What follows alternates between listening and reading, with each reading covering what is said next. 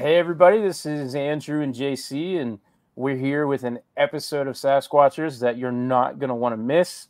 I think we're going to get into some really cool topics with our guest tonight. His name is Mark Fiorentino, and we will talk to him a little more after the intro video.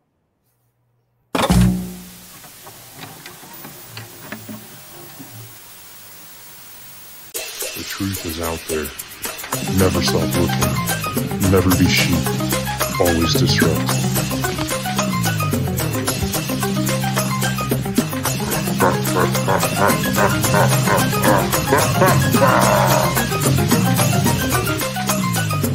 We are the ungovernable. We are the truth seekers. We are Sasquatchers.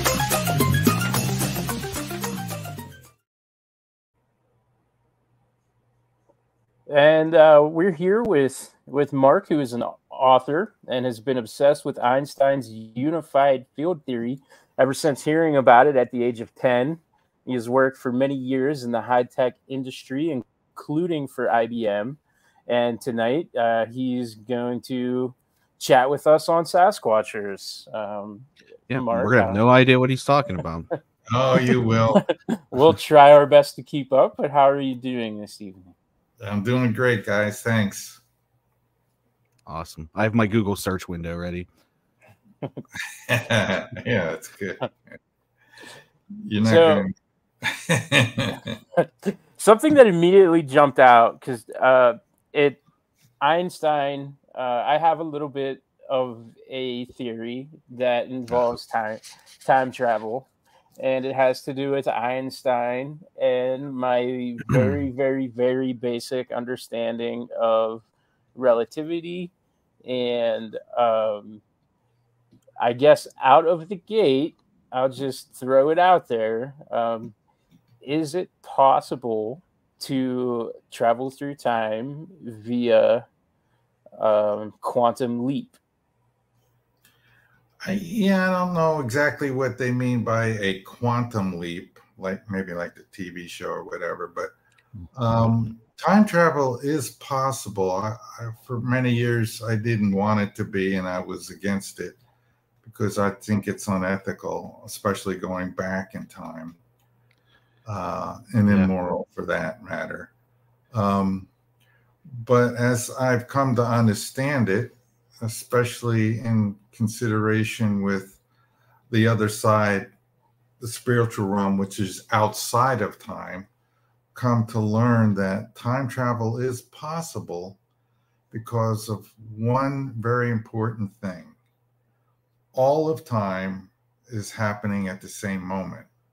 And if you can get outside of time, then you can jump back and forth between various time dimensions, time locations on this timeline or others. It gets very complicated because we're getting a lot of information about not only different times, future and past, but other timelines. And this is sort of being confirmed from the other side as well in my research there with near-death experiencers and mediums, is that it's not just one timeline. They're running in parallel, and especially the future part. If you want to envision time as like a rope that's going through space, past is a solid rope, but the front part, right before present time, as it's moving along, is frayed.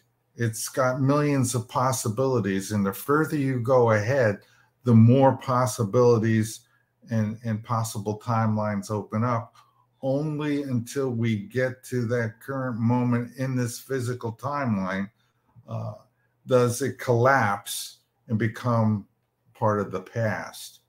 But that's all in the physical realm. In the physical realm, we have time mainly because of one very important thing: space. Without space, there's no time here. It's vitally important to realize that distance equals rate times time. If space were equal to nothing, absolutely nothing, as many scientists will swear it and mathematicians will swear, space is nothing. It's an empty vacuum with nothing in it. but it's not. It's a quasi-elastic solid. We've known this for centuries. It's what they call the ether. Unfortunately, they thought they disproved it back in 1905, but that's not true. And my research clearly indicates there's an ether. So space is a real thing. And because it's a real thing, as Einstein said, according to general relativity theory, space without ether is unthinkable. For in such space, there not only would be no propagation of light, but also no possibility of its existence for standards of space and time. Measuring rods and clocks, it just simply wouldn't work if space wasn't a real thing. And let me give you an example. If it takes light 8.5 minutes to get to Earth from the sun, if there was nothing out there and we used the distance equals rate times time formula, it would take 0 time for light to get to Earth. And that never happens. It's never seen that way. So we know for sure light is traversing through something.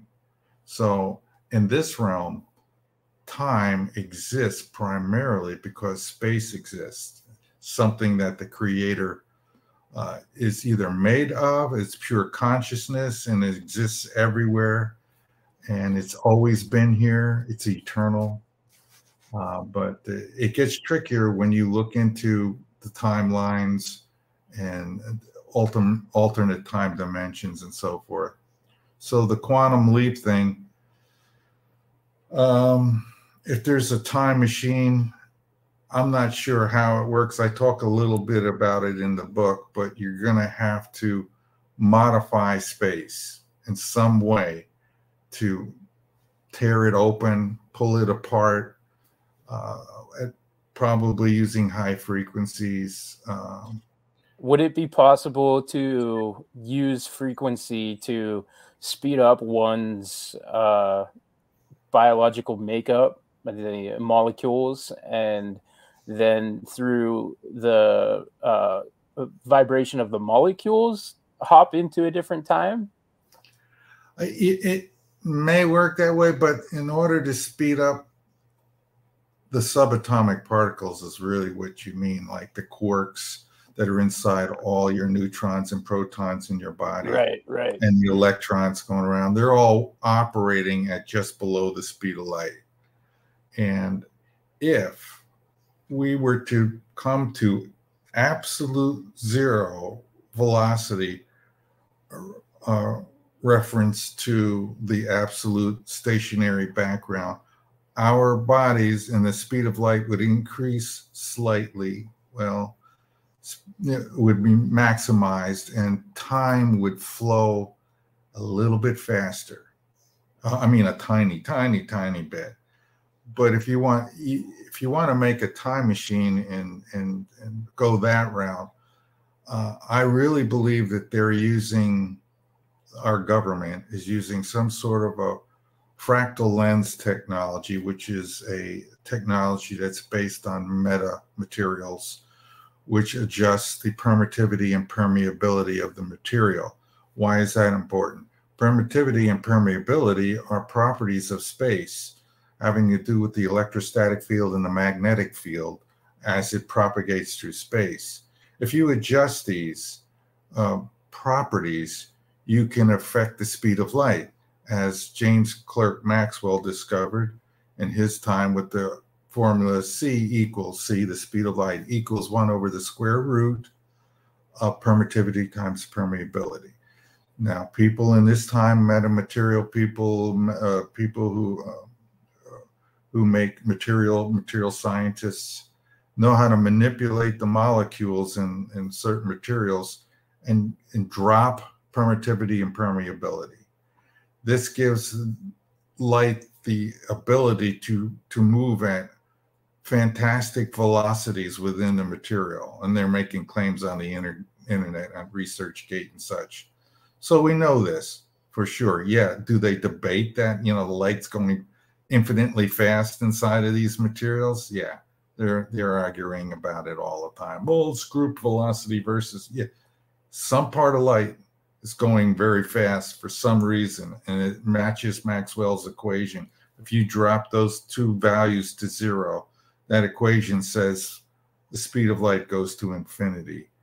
And that's a key thing to remember, because in my slipwave theory, I talk about how to do that so that you can make your warp drive propel the starship at any desired speed possible, because you have to bias the space, the warp bubble around the spaceship, so that you pull space apart, drop permittivity and permeability by doing so.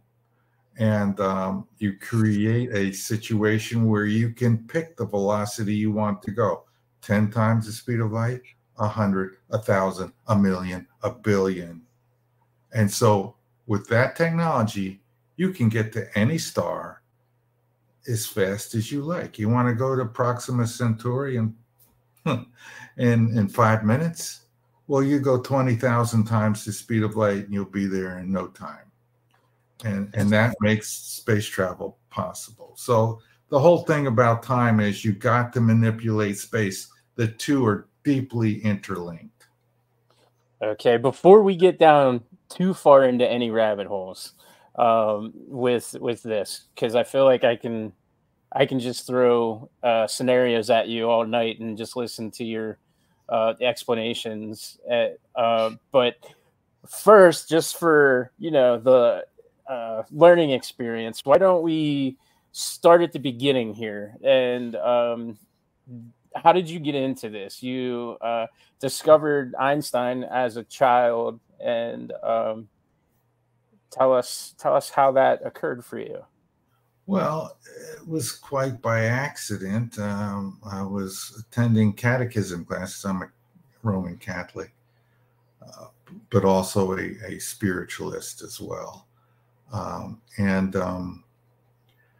The nuns, I remember asking for all the students to go find some saint born on your birthday. It's 1965. There's no internet. It's not so easy to do that. The best thing you can do is look at the calendar or go to some church documentation or library and hope you find a book with bunches of saints listed in it and their birth dates. But all I had was the calendar and my parents, and I looked over at the calendar and there was somebody born on my birthday, Albert Einstein. So I said, well, that's going to have to be it. So I went to the Encyclopedia Britannica and started reading about Albert Einstein, and I was fascinated by him. It just resonated with me. And I think that's part of the process, that before life process, that you were trying to remember what you were sent to Earth to do. And so that resonated with me, that moved me. And I had learned about the unified field theory in that same book. And it made so much sense to me. And the idea, the ether, just naturally jumped into my head right away. And I was with that idea from the very beginning. So that's part of my pathway to this research. The other part is a secondary part that comes in with, at the age of 19, encountering a real live medium, psychic medium, who was very good in the town of Casadega, Florida, who predicted this future that I'm in now. Actually got it all right, all of the predictions. It's curious that she was so accurate in everything, whereas there's a lot of struggle with people today to predict things. But at the personal level, they seem to be much more easily be able to predict things. She predicted the proper, my first marriage. I would have 2 children. Would go eventually become involved in electronics, which I wasn't then. And everything was right. And one last thing happened during that. She didn't tell me this one thing. She told my friend who came in after me. And when we were driving to Daytona Beach, first we went to Casadega, and then we were all going to meet at Daytona Beach and party. he was in the car and he says, "Well, that's something about you, Mark." And I said, "What? What did she say?" I said, "I had a normal reading, the normal stuff, romance and so forth and so on." And she said, "Someday you're going to become famous for some discovery or something."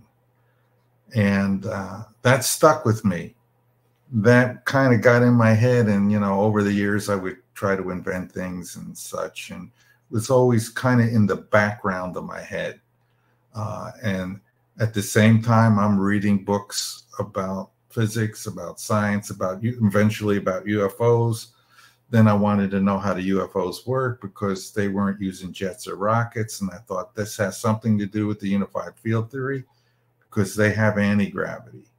So that needs to be rolled into the unified field theory. So those are the two paths that got me to this direction that I'm finally in 45 some odd years later. That's how I got here. That's really interesting to me. This was a medium that you just kind of was it like a roadside attraction or? No, this was Casadega in Florida. Most people do not know this. It's the North American capital of psychic mediums and spiritualists. They have a church there. At one time, there was many, many, many really well-known psychics that lived there. And we just happened to find one on the day we went there, which was an October day, blustery, gray, overcast kind of day. It was perfect. And we just lucked up. We were just knocking on doors, and some of the houses had little signs saying psychic medium, just knock and we're home, we'll let you in. And this old lady, Martha McKay, amazing, I still remember her name,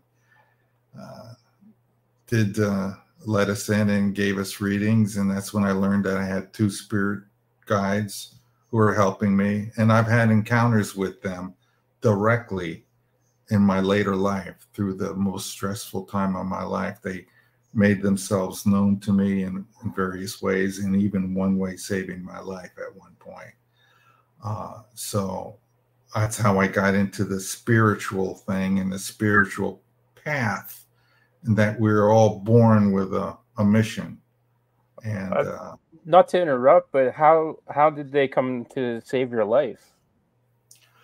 When I was working at IBM, and I just told this to a couple of my buddies at IBM. I never said it while I was there because I didn't want to be laughed at and made fun of.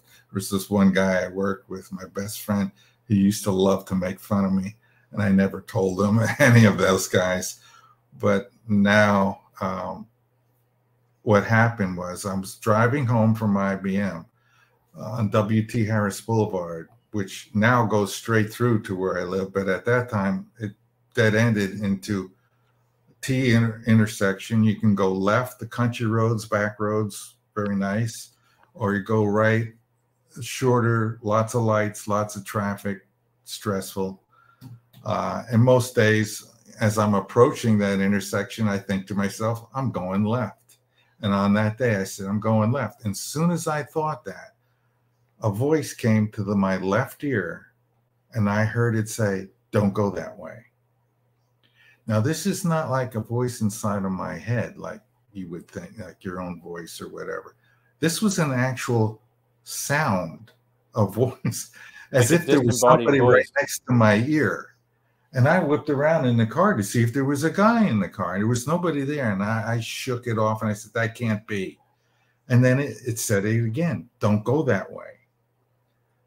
And I just stopped there and I thought, like a stupid fool, I went that way because I needed evidence that what just happened was real. Right. So I knew something dangerous was coming up. So I'll drive real carefully. I'll be very slow, look ahead, make sure there's no head-on collision coming, make sure I go through any stoplights, check both ways, but make sure nobody's going to run the light or anything. So sure enough, about 3/4 of the way home, I'm on this big, long straightaway. And there's like a golf course on the right. And this truck starts to swerve, a pickup truck, swerving wildly. He's coming in. It's just a 2-lane highway. So he's coming into our lane, and the cars are steering off to avoid hitting him, going all the way across off the road, coming back on the road, going all the way across, swerving like a madman. And then this guy's approaching me, and eventually the guy in front of me bails out, and all of a sudden that guy's heading right at me. I shouldn't have went that way. I should have listened. And I turned the wheel as hard as I could, and I went screaming off into a ditch, and that guy just missed me, and I watched him as he went by in the truck, spun out and stopped in the middle of the road. So my big lesson there was, when somebody tells you don't go that way, don't go that way. And I learned for sure that guardian angels are real from my own personal experience, not just listening to a medium now. This is more real. This is because you're directly interfacing with somebody that normally is not allowed to make themselves known in any way. They broke the rules for some reason, some important reason. I was not to be terminated early. That was an exit point I just missed. Exit points being premature deaths. And so that's how they saved my life. That's actually really cool. I wish I had an experience like that like when I was hit by a Mack truck about 10 years ago at this point. That would have saved me a lot of pain and suffering over the last decade. So that's excellent that you have guardian angels looking after you. We like all do. That. We all. Oh, yeah. Yeah, Drews are just blind. Well, you have to understand, you have a life path. Odds are that was part of the path. Yeah, I know sure. a lot of people don't like to hear that. Why would I choose that? Well, on the other side, it's a different story about you. You can't experience certain things. You can't experience suffering unless you suffer. So if that's part of your life experience, to grow from learning, through suffering and all these experiences, you have to have the experience. If you're cheated of the experience, you're not really on your life's path. And I know that bothers atheists. They really can't stand that idea, but when they pass on, atheists become believers in a hurry. Yeah, absolutely. And I didn't have any redirection, but I also walked away from that. So you were definitely protected. It was experience you had to go through, but you were protected. They knew you would be all right, and it wasn't an exit point. So you lived through that harrowing experience. Mm-hmm. Yeah, he even survived the melon heads. That's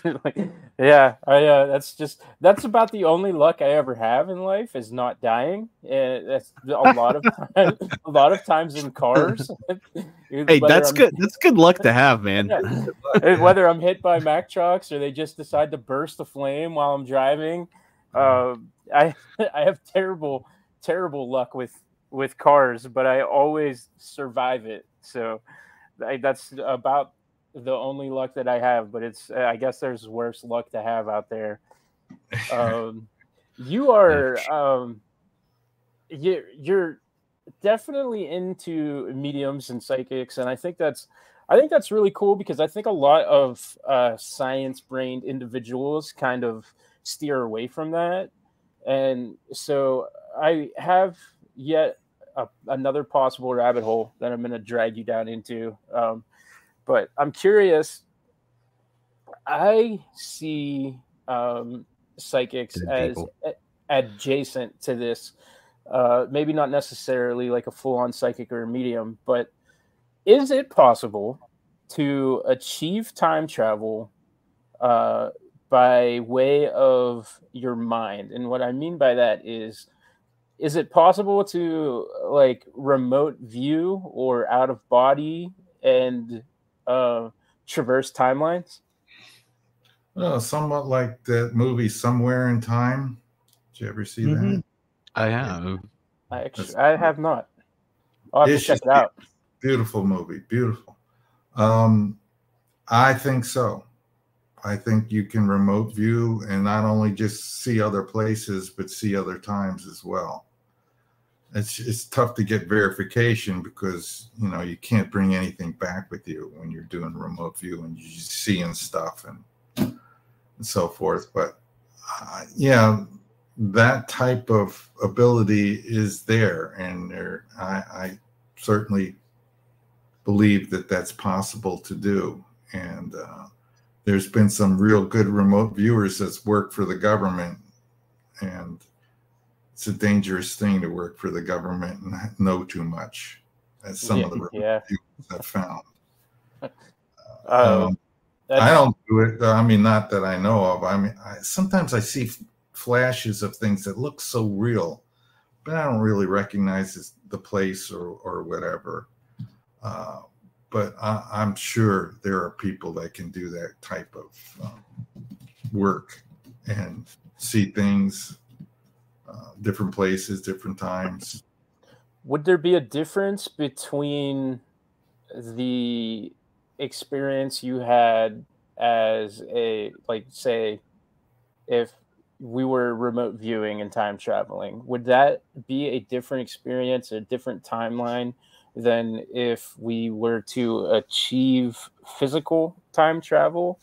I know that you had spoken about how time is like at the beginning a frayed rope, and there's different timelines and such. So I'm curious if the physical time travel would take you off into one of those timelines, but since you're not actually physically moving, if you're remote viewing to achieve it, would you stay on the path that you've been on versus, or is there any difference, do you think? Well, remote viewing is really works through the power of your own intention. You have to clearly state in your mind what time, where you want to go, so you don't leave it open to some sort of random. You could easily skip into another timeline that looks similar but not be the same one. You want to stay on your timeline. You want to, especially if you're going into the future. But what I'm noticing is that the prediction of future events more than a couple of hours is extremely difficult for even the best psychics to do. Extremely difficult for even the most real experiencers of near-death experiences. It's because they're getting what I believe are just one most likely incident of events at that time and moment of time that they go into the near-death experience, which is constantly changing due to all of our decisions, all of our actions. Time is moving back and forth. The timeline is going like this, swerving wildly. And only can you get general impressions of the future based on, are people doing more good or more evil? You'll be swayed in one direction if people are becoming more and more evil, where there's going to be a calamity, because the system self-corrects. If these groups of people, these governments and companies and so forth and scientists become corrupt to the point where they're doing a lot of harm to the innocent people of this world, this place will be purged. North America, USA, you can be beaten by a power that's greater than any government. And they should be aware of that. So there are people constantly telling us about a calamity is about to happen. I get it almost every day. And it's concerning because I think there is a battle going on between good and evil in the world, and that has a great deal of influence on which path that we're going to get. So as far as people going on this timeline and choosing this, the experience of physically going there, I'm sure, has got to be like Twilight Zone, because if you go in the past, you'll go into the past as your body, with your older body. The body isn't going to go back in time. It's going to go back in time as your current age. So you could see yourself, your kid, your child growing up, whoever you were as a child, and it'll be like reminiscing. Whereas remote viewing might be more like a dream or watching a video, because you'll be purely observer only. You won't be able to interact. That's the big difference between remote viewing and actually going back in time. It would take a very, very powerful remote viewer to interact. Okay. Yeah. I've always been curious about that ever since I discovered remote viewing, and I can't even remember how many years it's been. And it was on an Art Bell show,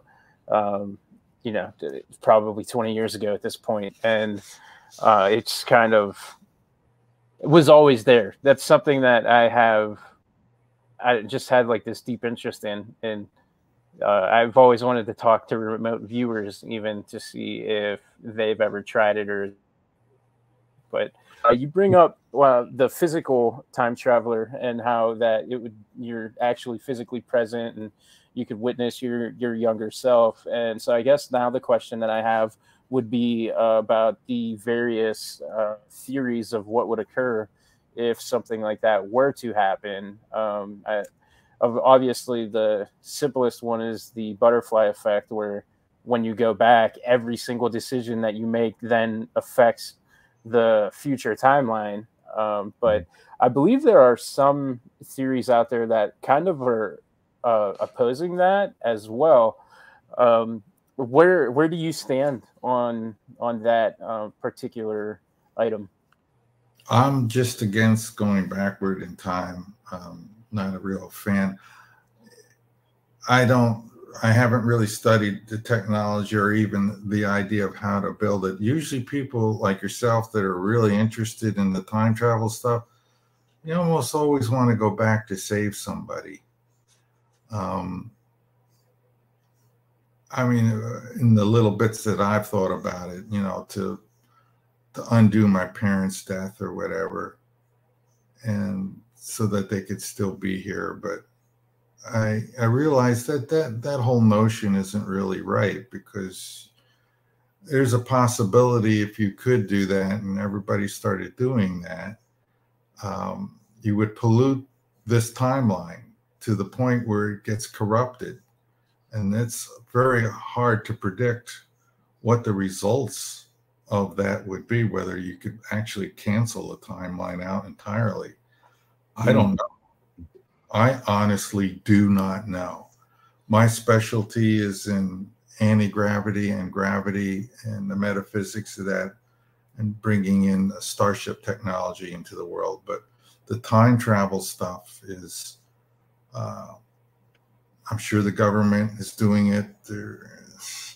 I don't know how successful they have been at it, because I think there's a high potential for errors. Yeah, JC and I have talked about this, and we kind of surmised that deja vu could be the result of timeline hiccups being created by at the very least. That's something I never really thought about, though, like completely canceling a timeline. Like, we're playing with something unknown, something possibly extremely dangerous by changing things in the past. So we don't know what the ramifications could be.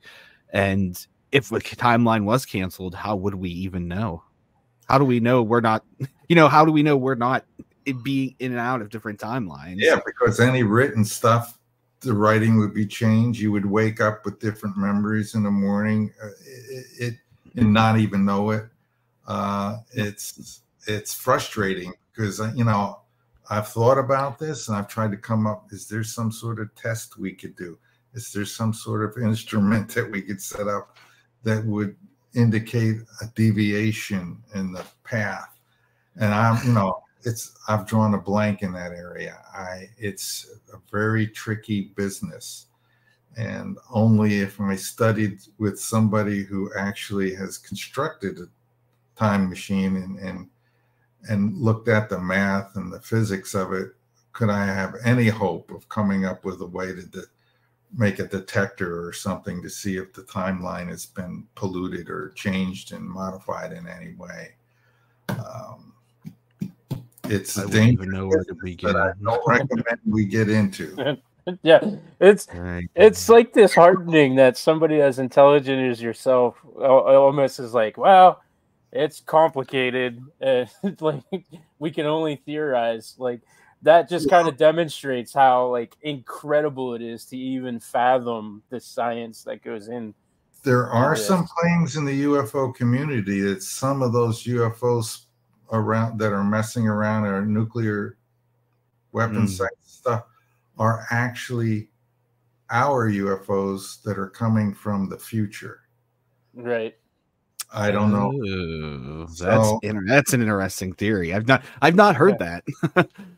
No, That- the Rendlesham one, somebody out there who was investigating heard them psychically or whatever, and they said to those people, "We are you," implying that we are your future. We are the Right. humans. I don't know how many years in advance. So you can imagine if we're doing time travel now, how good we're going to be at it in 1 million years from now, and 10 million years from now. Our bodies won't even look like they do now. In 10 million years, we're probably going to look like the Greys.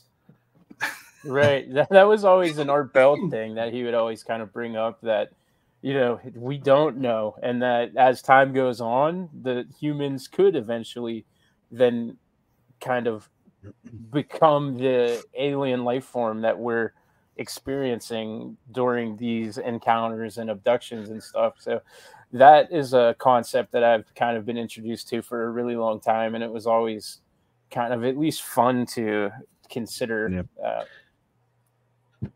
Oh, yeah.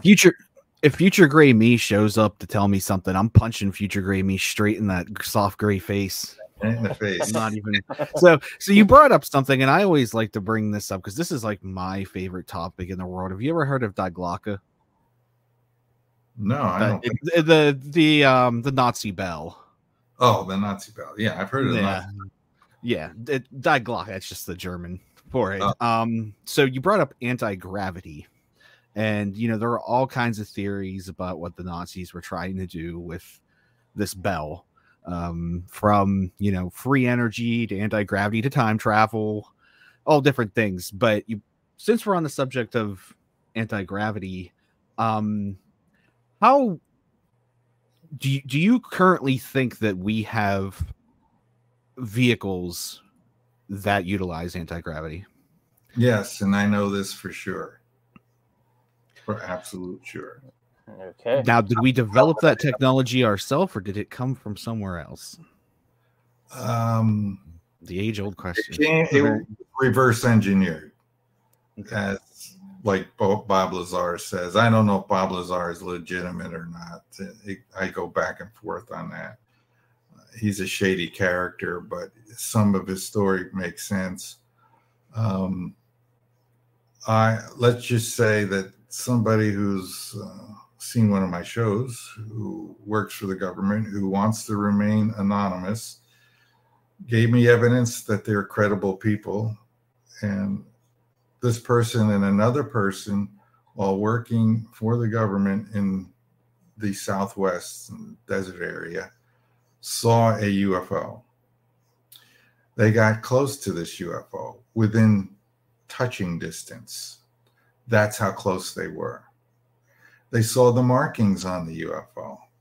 And according to this person, who will remain anonymous probably for the rest of his life because he's afraid he'll lose his job and everything else. That person said that the marking said U.S. Air Force experimental.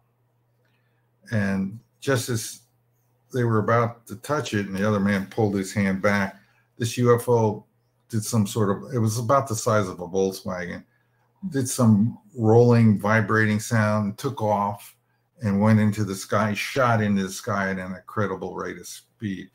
It had no jets, had no propellers, it had not a hot air balloon. It was a bona fide vehicle that was running on some sort of anti-gravity technology. So I know for sure we've got it because I trust and believe that person who saw that. So yeah, and there's lots of talking heads out there that'll tell you, yeah, it exists, and no, you know, and they go back and forth. It's all very frustrating, but it makes sense to me that they'd be reverse engineering crashed UFOs wherever they come down, just like in Roswell. Yeah, I was just going to say, I mean, Roswell's obviously the most famous, but that's only because somebody witnessed it, you know? How many other... Many more than that. And they're grabbing from all over the world. You know, other governments are just moving out of the way, and our troops show up there within hours, and they clean up that site, and they take everything, including whatever beings are there, and that's the last anybody ever hears of anything.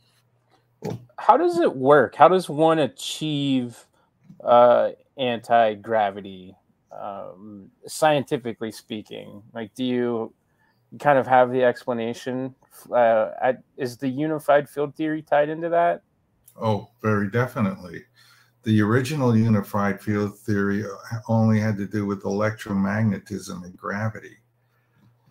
My research indicates that in order to have anti-gravity, there's got to be a second form of linear gravity that exists. It exists within the dipole, the magnetic or the electrostatic field dipole, which is the North Pole and the South Pole, the positive pole, the negative pole. And that's what my experiments and my research have indicated, that that's where anti-gravity comes from. And a note for the Air Force, U.S. Air Force, if you're listening to this and you want me to stop, just come to me. You don't have to, you know, kill me or my family, or we don't need any wet works. Yeah, none of that. It's not necessary. But for as long as I'm able to do this, I want to get this word out. I want to help humanity, all of humanity, have this technology. So back to what I'm saying is that I'm about to release a paper that describes the cause of particle motion, something that Einstein was working on in his unified field theory.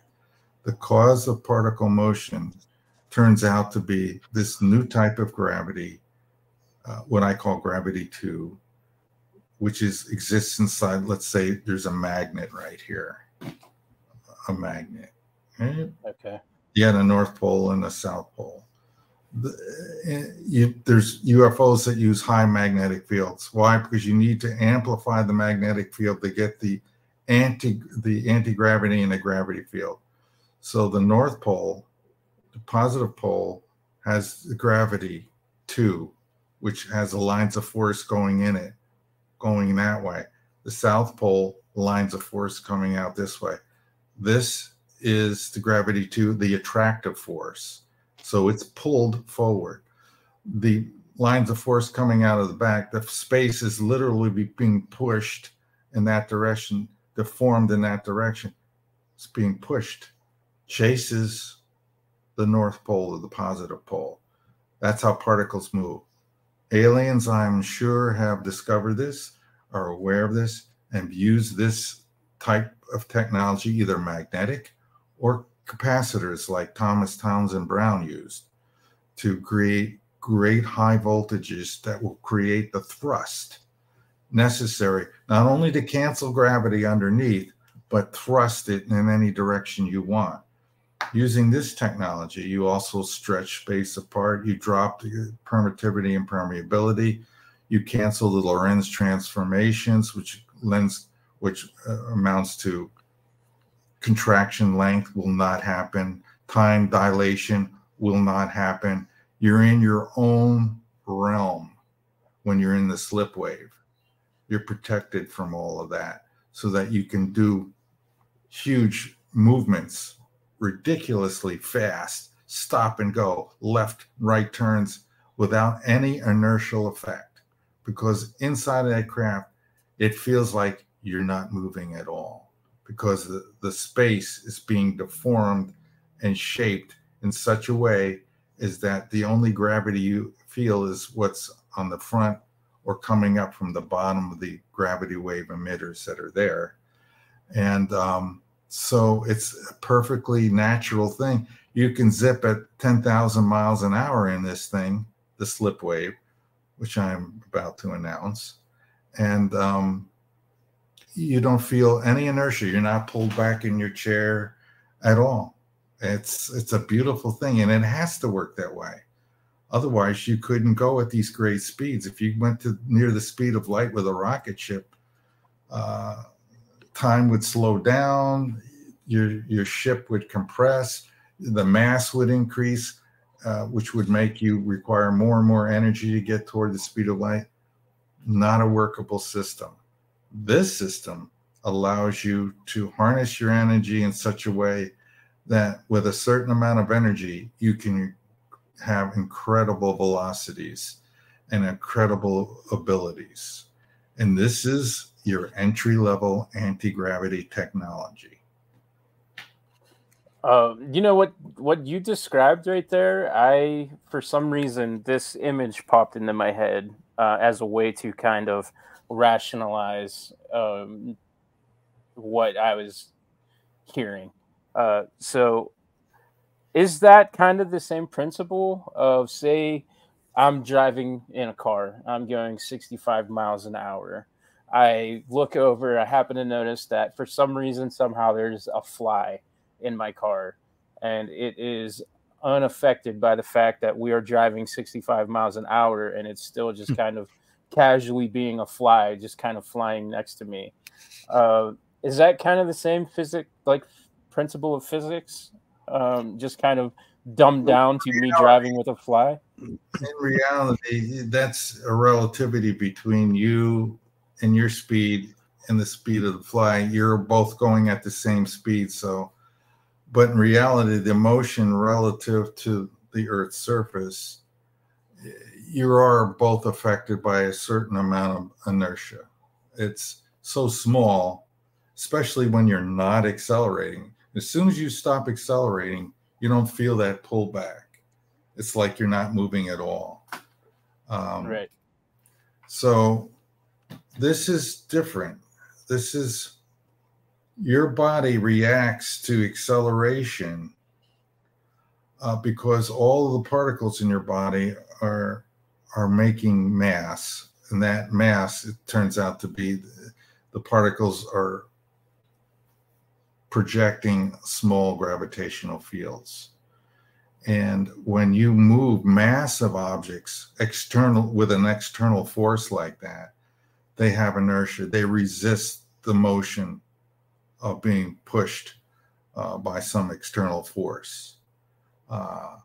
What happens in an anti-gravity machine or the slip wave is that all of the mass, the ship weighs zero. It's as if the thing has no mass at all because it's disconnected from the attractive force of the Earth's gravitational field. And okay, right. The mass within all of the object is zeroed out essentially because it can't interact with space. And so the acceleration is not feel because the space, the bubble in it has been deformed in such a way that this is hard to explain.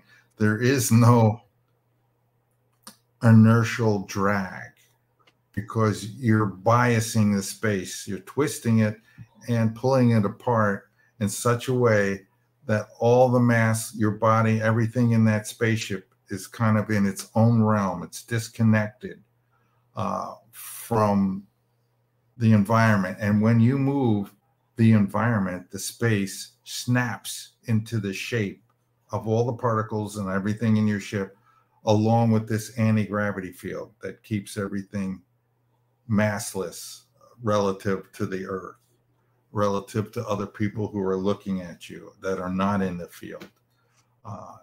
It's like your own realm, and when that realm moves together because of the field, moves all at once and everything in it, your motion is only relative to that field, and you're not moving in that field. You may be moving through space, but within that field, relative to that field, you are not moving. So you feel no inertia. And you don't feel the space around you because it's been contorted by the force field.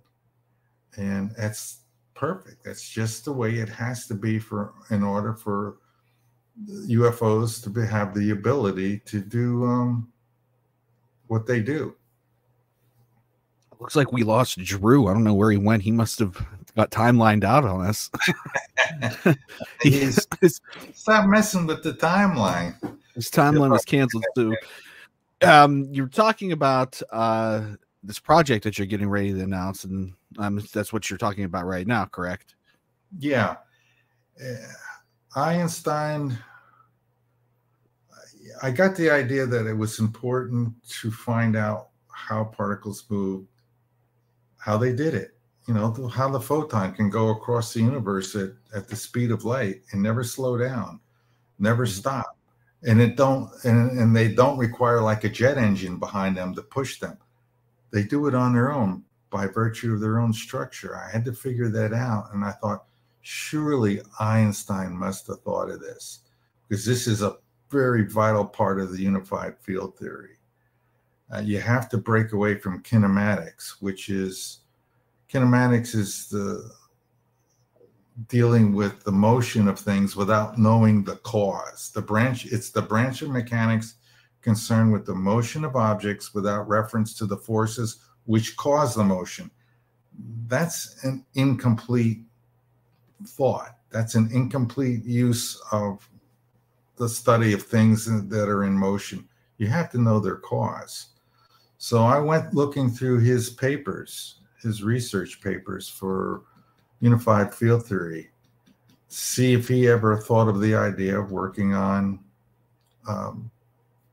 the idea of particle motion. And sure enough, in his unified field theory based on Riemann metrics and distance parallelism, year 1930, which is a unified field theory paper, the last two sentences, he says, nevertheless, I'm still far away from claiming the physical validity of the equations I derived. The reason for that is that I did not succeed in deriving equations of motion for particles yet. So I got chills when I read that. That's what I was looking at. I knew it had to be the answer. That's vitally important. It breathes life into the universe. It's like he said, nothing happens unless something moves. And this whole universe is driven by the particle motion theory, which I now have. Notice he said, the reason for that, I did not succeed in deriving equations. Not one. It's not one equation. It's what I found too. It's a set of equations. You have to do a dimensional analysis. You go between force and mass and energy and force and mass to get to the motion. And you have to convert, boom, boom, boom, boom. And that's what I did with the photon. And so I created a set of equations that takes its energy content, converts it into mass, puts that into another equation that turns it into force with a direction, put that into a final equation that gets the velocity. And sure enough, through calculations, I proved how a photon moves by virtue of its own structure. and it works for any value, any wavelength. And why is that important? Because without this one equation that I discovered, it's new math, that's my personal discovery, the constancy of the speed of light would not happen, and then the universe would break. Every wavelength must go at the same speed, because that's what we observe in measurements in reality. We know that for sure. So I had to come up with a constancy equation that, even though I was changing wavelength and getting different energies, that I had a system that would make the speed of light be the same for each and every photon of any length, any short or long photon length. And I've achieved that. I have those sets of equations now, only because I had the right model. Einstein would have never guessed that the cause of particle motion is, in fact, gravity 2 and anti-gravity. And that's the same thing starships use. So when you're doing this research, I'm sure, I don't know how long it took you to do it, probably a while, but years, yeah. So you just did whip this out in like a couple days, right? Jim, have you received any kind of threats or demands, mysterious messages? You're figuring out a potential, you're kind of opening Pandora's box a little bit with some of this stuff, and the government doesn't seem to really like when people do that. Yeah, and that's why I make the announcement to the Air Force. If you want me to stop, I'll stop. But so far, I've heard nothing, and either they don't know about me, or I'm telling them right now. I'm sending an email to the Air Force. Dear Air Force. Maybe he's a lot of talk. I have seen evidence that the Air Force has been visiting my LinkedIn account. Oh, yes. Told me. And the part of the Air Force that's doing is the one that's in Hawaii. And you know what's in Hawaii, don't you? Pineapples. No. Dog the bounty hunter. Yeah. Data collection facility there. Okay. Yeah. So they, I'm sure they have. I'm sure they're aware of you. If you have an internet presence, they definitely know. If they want me to stop, I'll have to stop. If the choice is die or continue, I guess I have to stop. But this is for humanity. This is for the benefit. I'm doing this for the benefit of everyone, including them. They may not know the theory. They may have just reverse engineered this and had some equations that are sort of kind of right. Well, I got the really good equations, and I'm not done yet. There's still work to be done. There's work to be done in the electrogravitic region and the magnetogravitic region. Those are my next papers. So I'm going to go into the details of how to make gravity and anti-gravity using those fields of force. And that's going to be a completion of the unified field theory. So if they want to stop humanity from knowing the unified field theory, then I guess what are we going to do? It's a shame. It's a hell of a shame, but the corruption, I got to tell you, is pretty bad. And I'm aware of it. And for whatever reason, guys, send the guys with those nice uniforms, and everything, and very impressive. And I have to listen to them, but they haven't said anything to me. I haven't been contacted, so I'm going to continue. Maybe there's some sort of bubble of protection around me. I don't know. I can't say. All I know is so far, and they kind of did this with Thomas Brown as well. They discouraged him, but they didn't stop him. He continued to work studying the Byfield-Brown effect, which is really what I'm talking about. The equations that I have, I came up with on my own. And then I went to look to see, people are sending me stuff all the time. And some of them send me some of the work of Byfield-Brown, some of the patent information. And sure enough, some of my equations are in his equations. No kidding. That shook me up. I says, I know why he picked that equation. It makes perfect sense. I must be right about this. I have the exact same equation. So there you have it. That's where we're at. I mean, I don't want to step on any toes, but right. And they've already, I mean, like silence progress and human spirit. And sure, I don't know. I don't know. I'm aware of it. I make the announcement to them, if you want me to stop, I guess I'll have to stop. If you're going to kill me, that's going to stop me anyway, right? So, right. Yeah. we know to do this. We know the government's already covered up, anti-gravity technology and stuff. I'm hoping maybe in this time period they're getting ready to release it, because it's a whole new world once we get anti-gravity. We can have hovercraft that can move across the face of the earth at thousands of miles per hour. Super ambulances, super trucking things that could transport supplies and medicine across the ocean in a matter of seconds, or very few minutes. I could, living in Florida, I could be in Tahiti in under 10 minutes. That's what I'm talking about. I'm talking about a world where you can travel all the way around. You going to the moon, no problem. That's a 10-minute flight. Setting up star bases and stuff like that, without having to build the expensive, dangerous rockets. Do you wonder why NASA doesn't bother building rockets anymore? Odds are, if they want to get up a satellite, they could just take it up in one of our reverse engineered UFOs and just drop it into space at the speed it needs to be at, and it's there. Pennies on the dollar. I'm talking pennies in cost versus 20, 30, 40, 50 million a rocket to get a satellite up.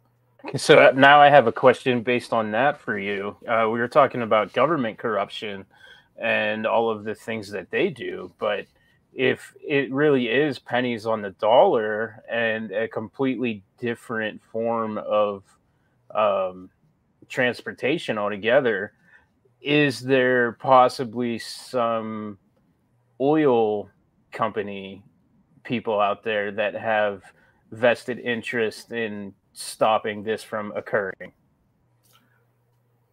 I don't know that the oil company, it seems to be mainly the U.S.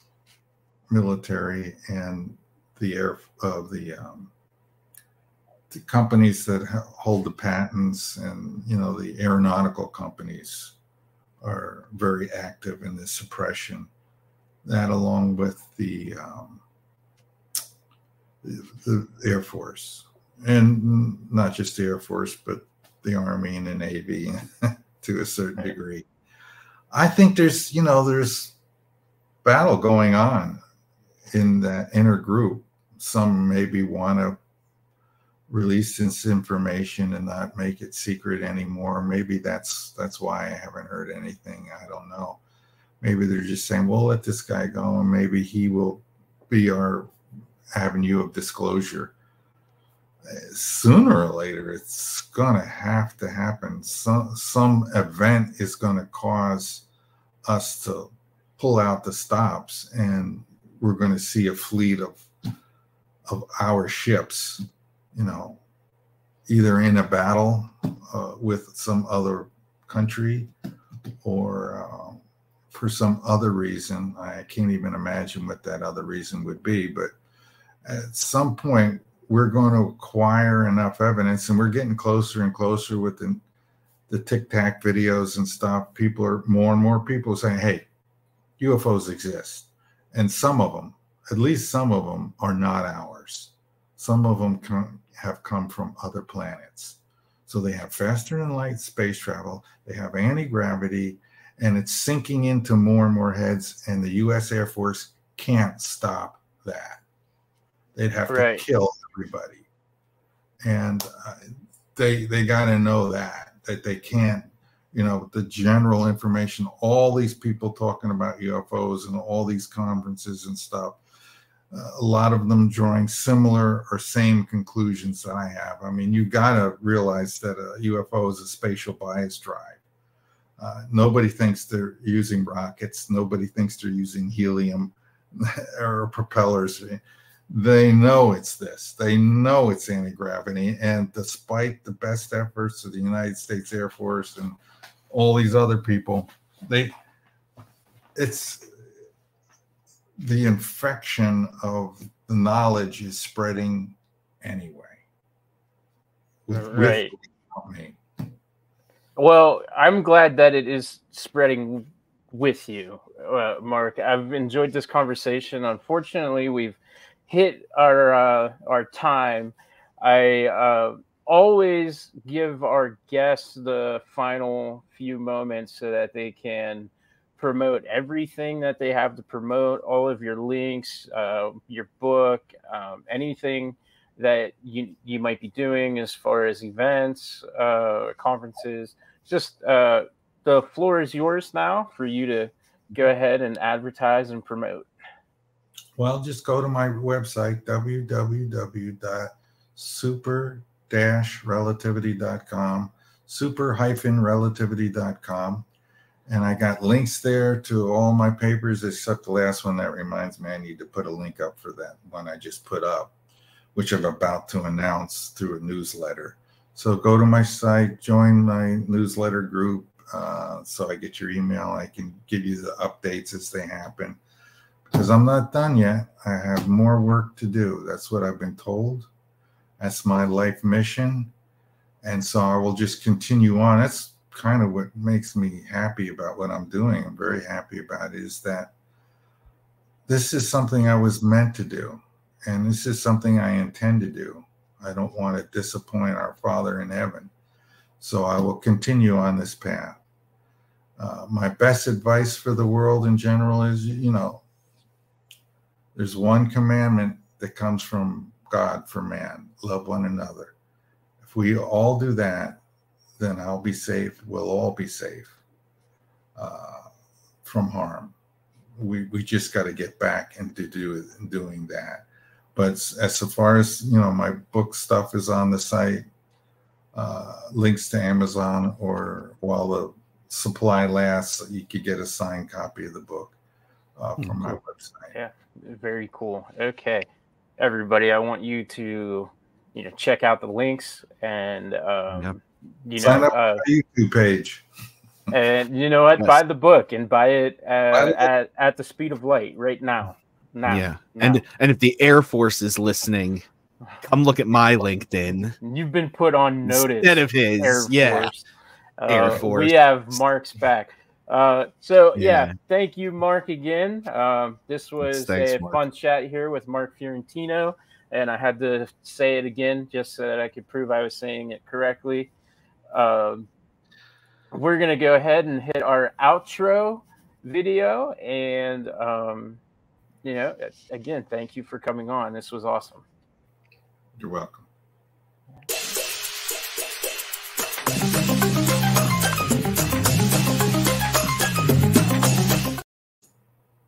Uh-oh. Oh, no. Well. Okay, take two.